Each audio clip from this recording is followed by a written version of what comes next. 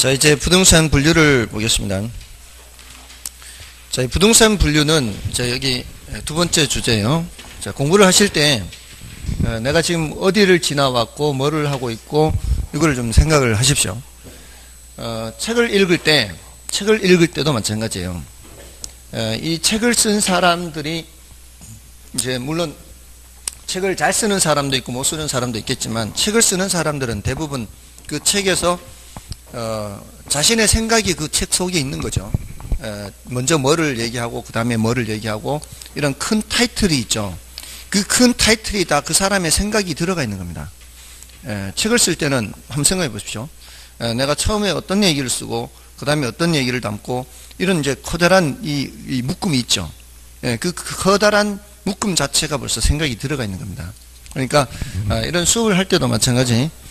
이게 여러분이 책을 읽든 뭘 하든 지금 전체 흐름 중에서 내가 어디를 하고 있다라는 것을 생각을 하면서 따라오면은 숲을 보면서 따라오는 거죠. 그렇지 않고 계속 그냥 거기만 따라오면은 전체적인 흐름을 알 수가 없는 거죠. 그러니까 항상 요거를 생각하면서 따라오시는 겁니다. 책을 읽으실 때도 마찬가지예요. 여러분들이 민법을 공부한다 또는 뭐 다른 공부를 한다 해도 지금 내가 공부하는 게 그 민법의 전체 범위 중에서 어떤 부분에 뭐를 하고 있다, 이걸 생각하면서 읽으라는 얘기예요. 그러면은 그 흐름을 놓치지 않을 수가 있습니다. 다른 과목도 마찬가지예요. 공법도 지금 국토의 계획 및 이용에 관한 법률 중에 어떤 부분을 하고 있다, 또는 뭐 건축법의 어떤 부분을 하고 있다, 이런 식으로 구체적으로 생각을 하시라고요. 그러면은 훨씬 더 학습 효과가 뛰어날 겁니다. 자, 이제 부동산 분류인데, 부동산을 분류를 하는 것도 이제 여러 가지 관점에서 이제 분류를 할 수가 있습니다. 먼저 국토의 계획 및 이용에 관한 법률상 분류가 있죠. 국계법 해서. 근데 이거는 이제 공법에서 많이 다룹니다.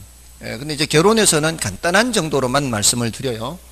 거기 이제 용도 지역이 있고요, 용도 지구가 있고요, 용도 구역이 있죠.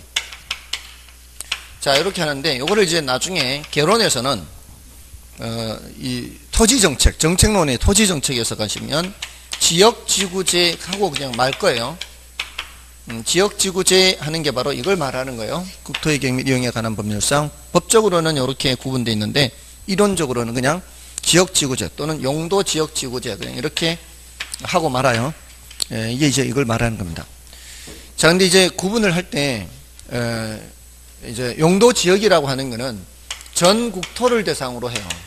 전 국토를. 근데 용도지구나 용도구역은 전 국토를 대상으로 하는 것이 아니에요. 이게 의미가 뭔가 하면은 전 국토를 대상으로 한다는 얘기는 전국에 있는 어떤 땅이든 용도지역 하면 이제 도관농자 그래요. 도관농자, 도시지역, 관리지역, 농림지역, 자연환경보전지역 그럽니다. 도관농자. 요 넷 중에 어딘가에는 반드시 포함되어 있어야 돼요. 그래서 도시지역이든 관리지역이든 농림지역이든 자연환경보전지역이든 어딘가에는 반드시 들어가 있어야 된다는 게 전국토를 대상으로 한다라는 의미예요. 근데 용도지구나 용도구역은 어떤 토지가 반드시 어떤 용도지구에 포함되어 있어야 되는 것은 아니라는 얘기예요. 예를 들어 용도지구 안에 경관지구 또는 방화지구, 방제지구 이런 게 있어요. 그런 여러 가지 지구가 있거든요. 10개인가요 모두? 그 지구에 어느 지구에도 포함되어 있지 않을 수 있다 이 말이에요. 그게 용도지구도 그렇고 용도구역도 그런 거죠. 자, 그런데 이게 중복지정이 되느냐, 또 이걸 얘기를 해요. 중복지정이 얘는 될 수가 없고요. 여기는 중복지정이 돼요. 이 소리는 또 뭔 소린가 하면은 도시지역으로 지정이 됐다면 관리지역으로 지정될 수가 없다는 얘기예요. 농림지역으로 지정이 됐다면 자연환경보전지역으로는 지정이 될 수가 없어요. 다른 지역으로 지정될 수가 없어요. 아시겠어요? 그래서 도시지역이면 도시지역, 관리지역이면 관리지역, 어느 하나에만 들어가야 돼요. 하나에만. 이게 무슨 지역이에요? 이게 용도지역이에요. 그럼 여기 용도지구나 용도구역은 0이라도 되고요, 어느 곳에도 포함되지 않을 수도 있고요, 또 3개, 4개가 중복해서 지정될 수도 있어요. 용도, 지역, 용도 지구, 용도 구역은. 그게 바로 이 의미입니다. 자, 요 정도는 이제 말씀을 드려요. 더 세부적인 거는 이제 공법에서 이제 좀 하시면 되겠고요. 그 다음에, 공간정보법이죠. 공간정보의 구축 및 관리 등에 관한 법률상 28개 지목이 있죠. 자, 이 28개 지목, 지난 순환에는 제가 좀 더 자세히 말씀을 드렸는데, 매번 자세히 말씀을 드릴 정도의 주제는 아니고요. 그 중에서 이게 4개 지목은 두 번째 글자가 약어로, 부호로 사용이 되죠. 부호. 이게 4개 지목은 차장천원이죠. 요거는 주차장의 두 번째 글자고요. 요거는 공장용지의 두 번째 글자죠. 요거는 하천의 두 번째 글자고요. 요거는 유원지의 두 번째 글자죠. 이렇게 차장천원. 자, 나머지 24개 지목은 첫 번째 글자가 부호가 되는 거죠. 그래서 전답 과목 임광염 대장 학도 철천제 주유 창구체 원종 양수 공차 삼요잡 이렇게 해서 28개 중에 그렇게 24개 나누는데, 부호를 보고서 그게 어떤 지목인지를 구별할 수 있을 정도면 되겠습니다. 그 12쪽에서부터 14쪽까지 걸쳐서 지목을 설명하고 있는데 15쪽까지 있죠. 이거는 참고로 보는 거예요. 참고로. 이게 뭐다를 이제 읽어 두시는 정도지 그 내용을 반드시 알아서 이렇게 그 정답으로 체크해야 되는 것은 아니에요. 물론 우리 시험에 이렇게 출제도 했어요. 연, 왕골 뭐 이런 것들이 자생적으로 서식하거나 이런 저수지 뭐 이런 것들, 이런 땅이 뭔 땅이냐 이렇게 물은 적은 있어요. 그게 이제 유지라는 거거든. 유지가 이제 물 머무를 유자예요. 그 유지가 그런 저수지, 연못 이런 것들이 유지입니다. 자, 그렇게 이제 구별할 수 있을 정도인데요. 근데 이제 중요도가 높은 것은 부동산 활동상의 분류예요. 그래서 부동산 활동상 분류해서 여기 부동산 활동상 분류, 여기 이제 중요도가 높다고요. 그러니까 공부를 하시더라. 지금 뭘 하고 있어요? 부동산 분류를 하고 있죠. 부동산 분류를 하고 있는데, 요렇게 토지를 분류할 때 요것들은 이제 중요도가 좀 낮고 여기 중요도가 높다. 이렇게 보실 수 있어요. 부동산 활동상 분류에서 이제 제일 먼저 나오는 게 이제 대택부 하는 거죠. 대지택지 부지 그래요. 요거는 택지를 중심으로 이쪽이 중요해요. 택지를 중심으로 오른쪽으로 위주로 기억하세요. 택지라고 할 때는 우리 택지 개발한다라고 생각하시는 게 제일 속편해요. 택지를 개발한다 그러면은 거기에다가 건물 지을 수 있는 땅을 개발하는 거죠. 주거용이든 상업용이든 공업용이든 용도를 따지지 않고 건축할 수 있는 그런 토지를 말합니다. 그리고 이제 부지 하면은 이제 요거는 건물을 건축할 수 있는 토지 말고도 일반적인 바닥 토지를 말해요. 일반적인 바닥 토지. 그래서 이제 폭넓게 사용하는 게 부지거든요. 예를 들어서 사용해보면 제일 쉬워요. 우리가 이제 그 도로부지 이런 말 쓰지 않습니까? 도로부지 들어보셨나요? 하천부지 들어보셨죠? 이런 경우에는 그 위에 건물이 올라가지 않는 경우죠. 근데 아파트 부지, 학교 부지 이럴 때는 건물이 올라가는 경우죠. 그러니까 부지라는 말은 건물이 올라가는 경우에도 쓰고 올라가지 않는 경우에도 쓰고 이렇게 폭넓게 쓰는 표현이 부지고요. 근데 택지는 건물이 올라가는 그런 용도의 토지의 경우에 택지라고 하지 않습니까? 지금 당장은 건물이 안 올라가 있다 할지라도 앞으로 건물이 올라갈 걸 대비해서 미리 만들어 놓아도 택지, 건물이 올라가 있는 상태도 택지. 그러니까 건물이 올라가는 것과 관련된 것이 택지고, 이거는 이제 더 폭넓게 쓰는 표현이다 이렇게요.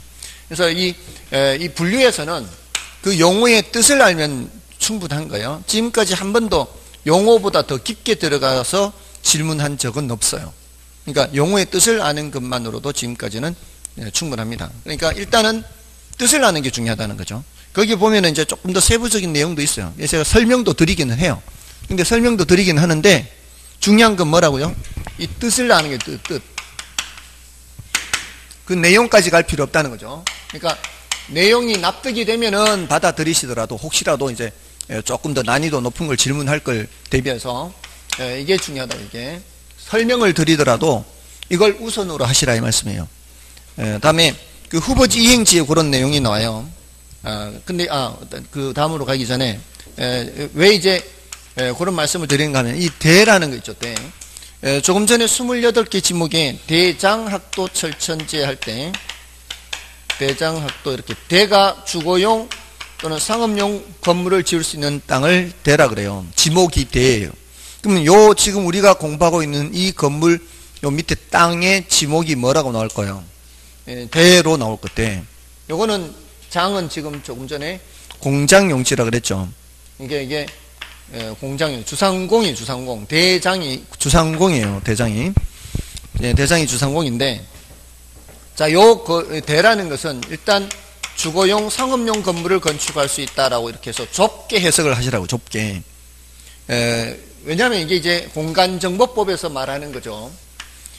근데 이걸 이제 질문하기가 조금 껄끄러운 이유가 공간정보법이라는 법 말고도 건축법이라는 법이 있단 말이에요.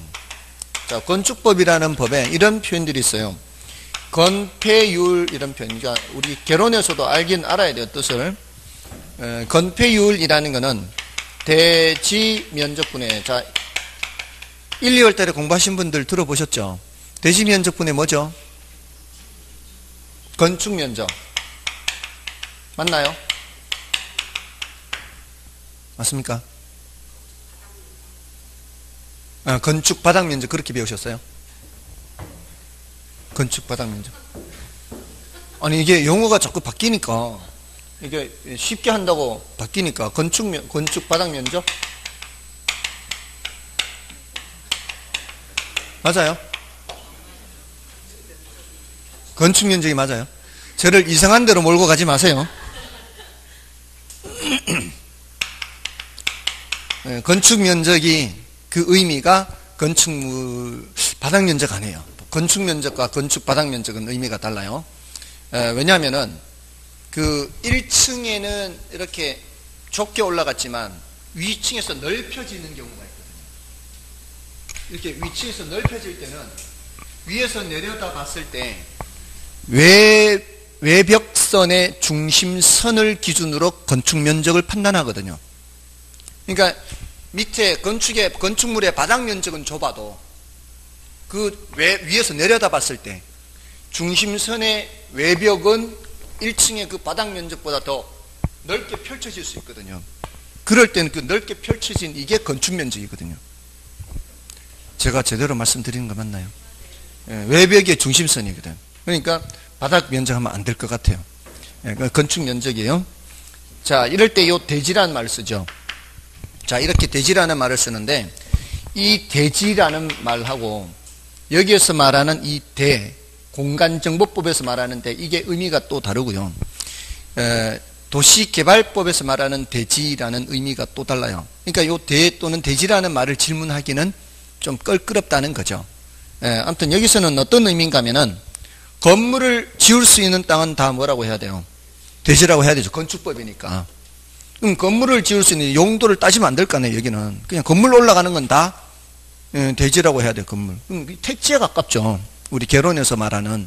그러니까 조금 의미가 다르다는 거죠. 건축법과 공간정보법에서 말하는 대지 의미가 좀 다르다 이 말이에요.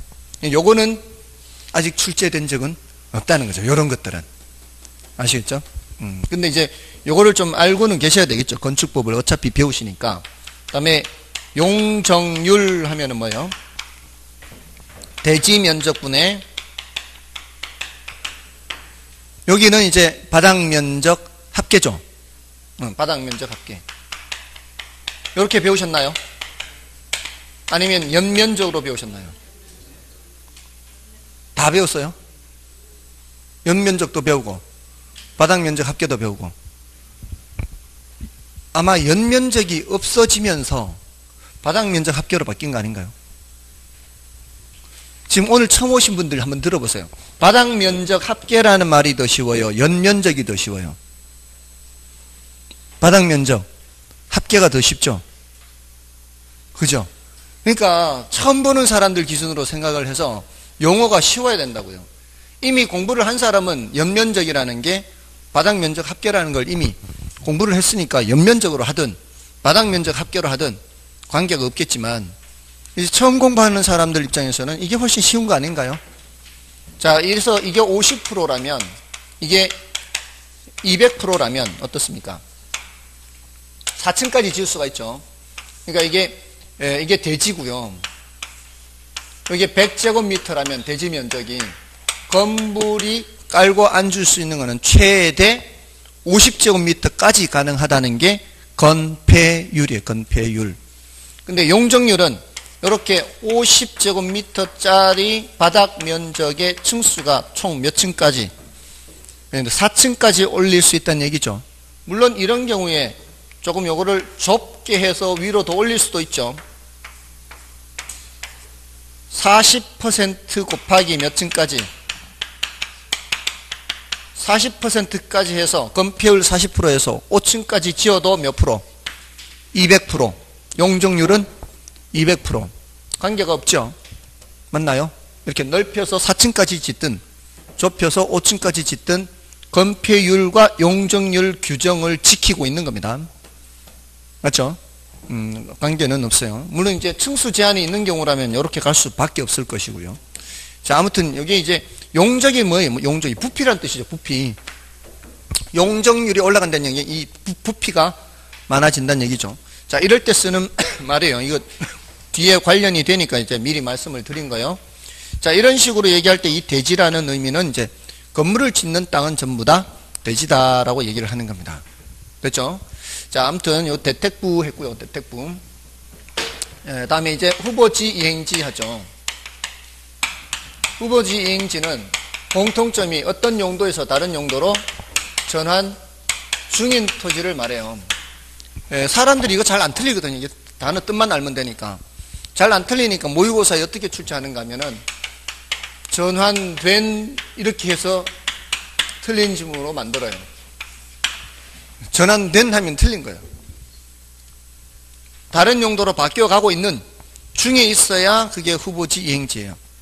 근데 사람들이 막 시간이 부족하다고 생각하고 급하게 읽다가 보면 이런 걸 캐치를 못하는 거죠. 전환된이 아니라 전환 중인 토지예요. 근데 대분류상 전환 중인 토지를 후보지, 소분류상 전환 중인 토지를 이행지라 그래요. 대분류란 얘기는 이제 택지지역, 농지지역, 임지지역 이렇게 불려요. 택농임 이렇게.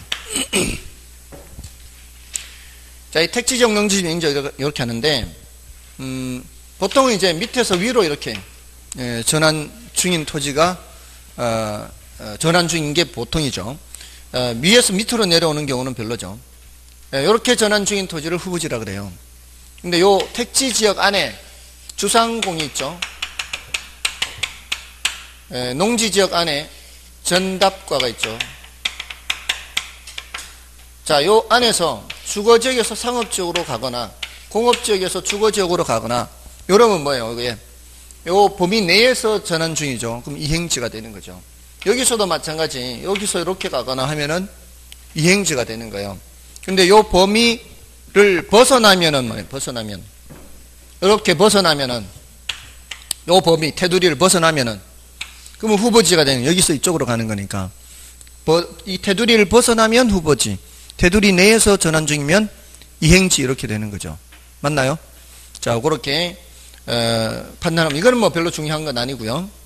자, 이럴 때 여기 지금까지 이렇게만 질문했는데 어떻게 표현을 써서 질문하는가 하면 용도, 지역, 상호간 이렇게 표현하기도 하고요. 용도, 지역 내에서 상호간 이렇게.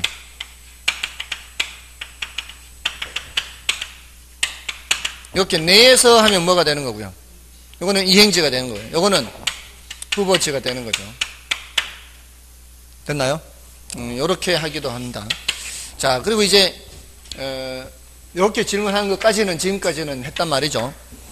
근데 그 우리 교재를 보시면은 어떤 내용이 있는가 하면 후보지의 경우에는 이행지 뒷부분, 이행지 셋째 줄에 있어요. 이행지 셋째 줄인가 넷째 줄인가? 이행지 셋째 줄인가 넷째 줄인가?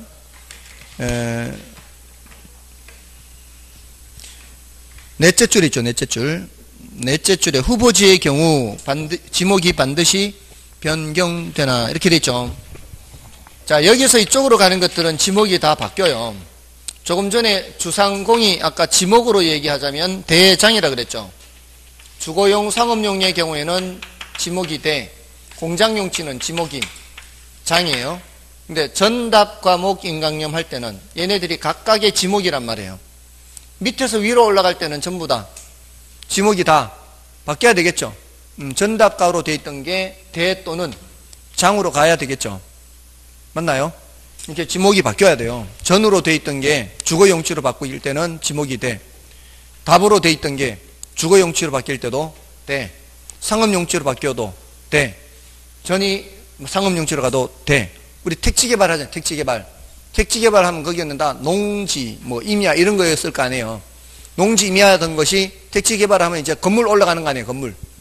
건물 올라갈 때 이렇게 지목이 다 바뀔 거다 이 말이에요. 근데 이행지의 경우에는 이렇게 바뀌면 어떻게 해요? 주거용에서 상업용으로 가면 똑같은 데잖아요. 이럴 땐 지목이 바뀌어요, 안 바뀌어요? 지목이 안 바뀌죠, 이때는. 근데 공장용지에서 주거용지로 가면 이때는 바뀌지 않습니까?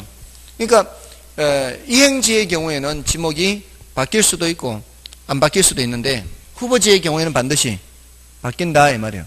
자, 요거는 뜻을 묻는 거예요, 내용을 묻는 거예요? 내용을 묻죠. 그는 지금까지 출제는 안 됐단 말이에요. 그러니까 중요한 건 뭐라고요? 뜻을 아는 게 더 중요하단 말이에요. 그러니까 이런 거를 수업을 들으면서도 중요도의 강약을 감안을 해서 이거 좀 어렵다 싶으면은 어떻게 하라고요? 패스하고 뜻을 아는 게 더 중요하니까. 아시겠죠? 이게 받아들이는 정보를 모두 다를 알려고 하면은 그는 어리석은 거죠. 모두 다를 받아들이려고 하지 마시고 커다란 흐름만 받아들이시라 이 말씀이에요. 우리가 영화를 볼 때도 그 배우들이 말하는 대사 한마디 한마디를 다 외우려고 하면서 그 영화를 보면은 영화 감상이 제대로 안 되겠죠. 그런 것들은 중요한 게 아니라 흐름이 중요해요. 흐름. 어떤 그 흐름들. 자, 이렇게 구별할 수가 있고요. 후보지, 이행지. 다음에 필지, 획지가 있죠. 필지, 획지는 그는 이제 필지는 법적 개념이고요. 획지는 경제적 개념이다. 이렇게 얘기해요. 자, 지금 계속 수업을 들으면서 이제 계속 제가 수업만 하는 건 아니죠. 가끔 딴소리도 하죠.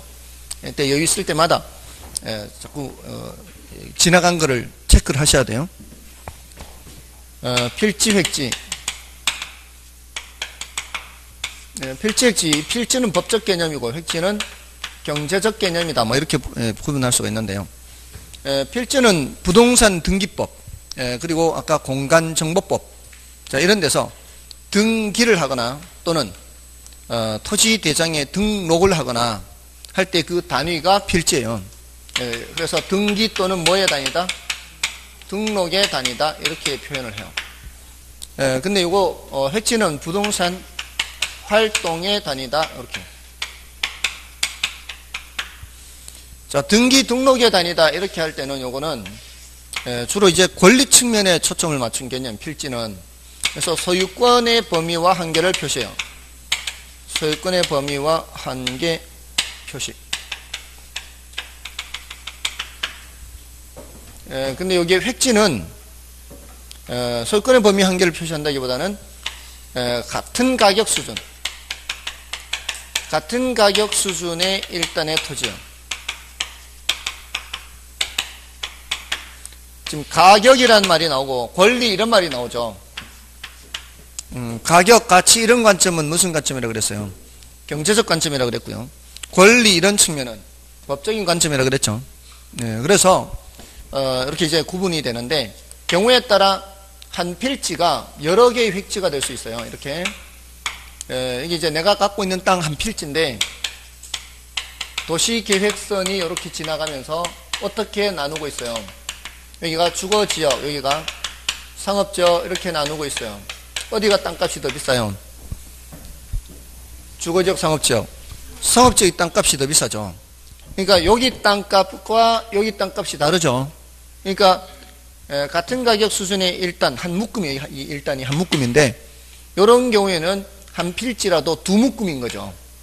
여기 한 묶음, 여기 한 묶음. 맞나요? 두 묶음이에요. 그러니까 각각 달라지는 거죠. 그러니까 몇 개의 획지예요? 두 개의 획지 이렇게 된다고요. 이게 공법에서도 이거 아마 나올 거예요. 한 개의 토지가 둘 이상의 용도 지역에 걸쳐 있을 때는 각각의 용도대로 사용할 수 있다 이런 게 나올 건데요. 그런 거 나오죠. 네, 공법에서도 나올 거예요. 둘 이상의 용도 지역에 걸쳐 있을 때 상업 지역에 있는 땅은 상업용으로 사용할 수가 있고 또 주거 지역에 있는 땅은 주거용으로 사용할 수가 있습니다. 그리고 또 둘 이상의 용도 지구에 걸쳐 있는 경우에도 뭐 어떻게 그런 제한이 있죠. 그럴 수 있잖아요. 이게 내가 갖고 있는 땅인데 이제 도시계획선이 그어가면서 이렇게 저쪽은 방화지구고 이쪽은 방화지구가 아니고 이럴 때는 이제 어디에 규제를 받느냐 뭐 이런 거 나오잖아요. 그때 어디에 규제를 받아요? 각각 받는 거 아니에요. 그때는 방화지구를 원칙적으로 다 받아야 돼요. 건물의 경우는. 왜냐하면 불나면은 그 한 건물이 있는데 그 건물이 불이 나버리면 다 붙어버리지. 그 방화지구 저쪽에 있는 건 붙고 이쪽에 있는 건 안 붙고 이런 건 아니잖아요. 그러니까 방화지구와 다른 데 걸쳐 있을 때는 그때는 다 방화지구의 적용을 받아야 돼요. 원칙. 그잖아요. 상식적으로. 근데 그 방화벽을 설치를 했다면 그러면은 이제 따로 분리가 돼도 된다 이렇게 나오죠. 방화벽이 있으니까. 상식적으로 생각해도 그렇지 않겠습니까? 그런 식으로 이렇게 여러 용도 지역에 걸쳐 있을 경우에 제한, 여러 용도 지구에 걸쳐 있을 때의 제한, 이런 것들이 이제 나오는 거죠. 근데 따지고 보면은 사실 이런 것들이 다 우리 상식적으로 생각했을 때 다 이해가 되는 것들이거든요. 왜냐하면 우리 인간 사는 세상의 얘기죠. 인간 사는 세상에 어떤 문제가 있으니까 거기에 대한 어떤 규정이 있는 거 아니겠습니까? 그러한 문제를 피하기 위해서. 그래서 건물을 지을 때도 왜 네모난 이런 건물이라 해도 여기 네모난 거기에다 이렇게 지을 수 있는 게 아니라 여기를 이렇게 못 짓게 하는 부분이 있죠. 이렇게 각을 지어서 건물이 이렇게 다 올라가 버리면은 여기 이제 모퉁이 틀 때 이렇게 안 보일 수 있잖아요. 그러니까 이렇게 치는 거 있잖아요. 이렇게 뭐 이건 건축선이라 그러나요? 이렇게 건축을 할 때는 이 모서리를 뭐 어느 정도 이게 도로에 따라서 모서리 부분까지는 건물을 못 올리게 이렇게 이걸 올려야 돼요. 이거 들어와서 올려야 돼요. 이렇게 들어와서 올리거나 이런 식으로. 이게 다 이유가 있는 거죠. 이렇게 건물을 요 선 바깥쪽으로 이렇게 해버리면은 이렇게 모퉁이 틀 때 이렇게 안 보이거나 위험하거나 뭐 이렇게 될 수가 있죠. 또는 뭐 일조라든가 그런 것 때문에 이렇게 하는 것들이 다 있단 말이에요. 그러니까 그런 규정들을 보면서 공부를 하시면서 저걸 왜 저렇게 할까? 복잡한데 한다는 거는 다 이유가 있는 거죠. 누구든 다 편하게 하고 싶죠. 다 간편하게 하면은 훨씬 더 좋지 않습니까? 그럼에도 불구하고 복잡한 뭔 규정이 있다는 얘기는 거기엔 뭔가가 이유가 있을 것이다 라고 자꾸 생각을 하세요. 그럼 나름대로 생각을 하다 보면은 나름대로 합리화를 할 수가 있어요. 설령 그게 아닐지라도 이래서 이렇게 했구나 하면은 훨씬 더 잘 기억을 할 수 있는지 오랫동안 기억을 할 수 있는 거죠. 그러니까 조금은 더 생각을 하시라는 얘기죠. 그러면은 암기할 게 훨씬 줄어드는 겁니다. 자, 아무튼 이럴 때는 이제 두 개의 획지가 되고요. 자, 이럴 때 감정평가할 때 이걸 어떻게 한다 그랬죠? 감정평가할 때 이때 구분평가예요. 구분평가. 요 부분은 요 부분대로, 요 부분은 요 부분대로. 원칙은 몇 번 하는데, 원칙은 한 필지니까 한 번 하는데, 가격 수준이 다르죠. 자, 가격 수준, 같은 가격 수준은 그 한 번 하는 거고, 요 같은 가격 수준 한 번, 요 같은 가격 수준 한 번, 이렇게 해서. 구분평가는 키워드가 가치를 달리하는 경우, 이렇게 얘기했어요. 가치를 달리하는 경우. 이때는 각각을 평가한다.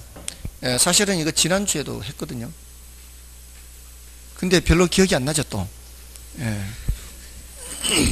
그러니까 그렇게 잘하는 거 아니에요. 2달 먼저 왔다고 해서. 그렇게 잘하는 게 아니니까 지금부터도 근데 오늘 처음 오신 분들이 앞으로 2달 뒤에 여러분의 모습이 될 수도 있어요. 그러니까 그렇게 되지 않으려면 조금 더 잘 따라오셔야 돼요. 아무튼 이럴 수도 있고요. 경우에 따른 2개 필지에 하나의 건물이 올라갈 수도 있거든요. 2개의 필지에 하나의 건물이 올라가는 경우, 이럴 때는 필지는 몇 개 필지지만 몇 개 획지가 될 수 있다? 1획지가 될 수 있다. 이렇게 얘기할 수 있습니다. 자, 그게 필지 획지고요. 다음에 나지 건부지 하죠. 자, 나지 건부지. 나지는 지상에 건물이 없는 땅, 건부지는 지상에 건물이 있는 땅, 건부지 그래요. 자, 지상에 건물까지 얘기하는 걸까요? 밑에 땅만 얘기하는 걸까요? 땅만 얘기하는 거죠. 건부지는 땅만 얘기하는 거예요. 지상의 건물도 얘기하는 건 아까 뭐라 그랬어요? 아까 복합부동산이라고 그랬어요. 까먹는데 시간이 많이 걸리진 않아요. 복합부동산은 뭐하고 뭐를, 토지하고 건물을 함께 부를 때죠. 이렇게. 그러니까 자꾸 하는 거죠. 자꾸 복습하고 반복하고. 그러니까 저는 얼마나 이걸 잘 알겠어요. 지금 수태게 반복을 했을 거니까. 그죠? 처음엔 저도 마찬가지 잘 몰랐겠죠. 근데 얼마나 반복을 했겠습니까, 제가. 그리고 얼마나 많이 여러분들이 잘 기억을 못한다는 걸 반복을 통해서 제가 경험을 했겠습니까? 그러니까 이제 전혀 화도 안 나고요. 전혀 평정심을 유지하는 거죠. 그래서 도를 통하는 게 꼭 산으로 가야만 도를 통하는 게 아니죠. 절에 가야 도를 통하는 게 아니에요. 여기서도 충분히 도를 통할 수가 있습니다. 자, 여기 자, 건부지는 지상에 건물이 있는 땅, 이거는 건물이 없는 땅, 이렇게. 자, 근데 이게 지상에 건물이 있는 땅, 건부지의 경우에는 지상의 건물 때문에 토지의 사용 수익이 제한되어 있는 상태예요. 그래서 땅값을 따지자면 건부지 가격이 더 높은 게 보통일까요? 나지 가격이 더 높은 게 보통일까요? 나지 가격이 더 높은 게 보통이죠. 여기 이제 더 낮다는 뜻이죠. 그래서 이거를 건부 감가가 발생하는 게 일반적이다, 이렇게 얘기해요. 예외적으로 뭐가 발생한다? 건부 증가가 발생한다. 예외적. 보통 이제 규제가 강화되는 경우에 많이 그렇게 된다 그랬죠. 지난 순환에는 제가 이 태백산을 말씀드렸어요. 태백산이 국립공원 구역으로 지정이 되면서 원래부터 거기에 영업을 하던 사람들은 계속해서 영업을 할 수가 있는데 새로이 영업 허가가 나기는 어렵다 이 말이에요. 그럴 때는 허름한 건물이더라도 거기에 영업을 하고 있었던 사람은 이게 낡아서 새로 짓고 철거해서 새로 짓고 영업을 할 수 있거든요. 기존에 하던 사람은. 근데 없던 곳에 새로 짓고 영업을 할 수는 없어요. 그러니까 그런 경우에는 허름한 집이라도 건물이 있는 게 좋다는 얘기예요. 그러니까 경치 좋은 곳 같은 데 가면 대부분 그렇다고 보면 돼요. 경치 좋은 곳에 허름한 그런 주택이라도 그런 곳은 가치가 높아요. 그 헐고 새로 지을 수 있으니까. 근데 대부분 그런 곳에는 이제 돈 있는 사람들이 사가지고 별장 짓는 거죠. 아무튼 그런 게 이제 예외적으로 나타나는 거예요. 여기 이제 낮인데, 낮이를 얘기할 때는 지상에 건물만 넘는 게 아니고요. 표현을 할 때 사법상의 제한도 없다 그래요. 사법상의 제한. 사법상의 제한도 없어야 돼요. 그 소리는 사법상의 제한이라는 것은 등기부상 깨끗하다 이 말이에요. 낮이는 지상에 건물만 넘는 게 아니라 뭐도 없다? 사법상의 제한도 없이 깨끗한 상태를 말해요. 그래서 거기 표현이 뭐라고 되어 있어요? 우리 17쪽의 6번째 줄인가요? 낮이란 토지에 건물 기타 정착물이 없고 그것만 넘는 게 아니라 그 뒷부분 지상권 등 토지의 사용 수익을 제한하는 사법상의 권리가 설정되어 있지 아니한 토지, 이렇게 됐나요? 이거는 등기부상으로도 깨끗해야 된다 이 말이에요. 근데 이제 요거를 낮이를 일본에서는 이걸 갱지와 저지로 구분해서요. 갱지는 사법상의 제한이 없는데 저지는 사법상의 제한이 있는 것으로 해요. 이건 중요도가 낮습니다. 그러니까 일본에서 갱지라고 하는 것이 우리나라에서는 나지가 되는 거예요. 그러니까 우리나라는 갱지, 저지 이런 구분이 없다고요. 구분이 없이 그냥 우리나라는 그냥 나지 이렇게 하는 겁니다. 일본에서 갱지 들어보신 적 있죠? 좀 연세 드신 분들이 왜 어릴 때 종이 깨끗한 종이 한 장 달라 그럴 때 갱지 한 장만 줘라 그런 말 들어보셨어요? 그거 들어보셨다는 건 나이가 꽤 됐다는 얘기예요. 근데 그게 여기서는 땅지자죠. 땅지자. 갱지할 때 그 지자는 갱지 한 장 달라 할 때는 종이지인데 여기서는 이제 땅지인 거죠. 그러니까 갱지라는 거는 건물도 없고 등기부상 깨끗한 상태의 땅. 이게 일본에서 갱지가 이제 우리나라에서는 나지라고 하는 겁니다. 자, 요거는 더 들어갔죠. 더 들어간 거는 중요도가 낮다 이 말이에요. 지금까지 우리 시험에서는 그냥 뜻을 묻는 정도 이렇게 출제가 됐다 이 말입니다.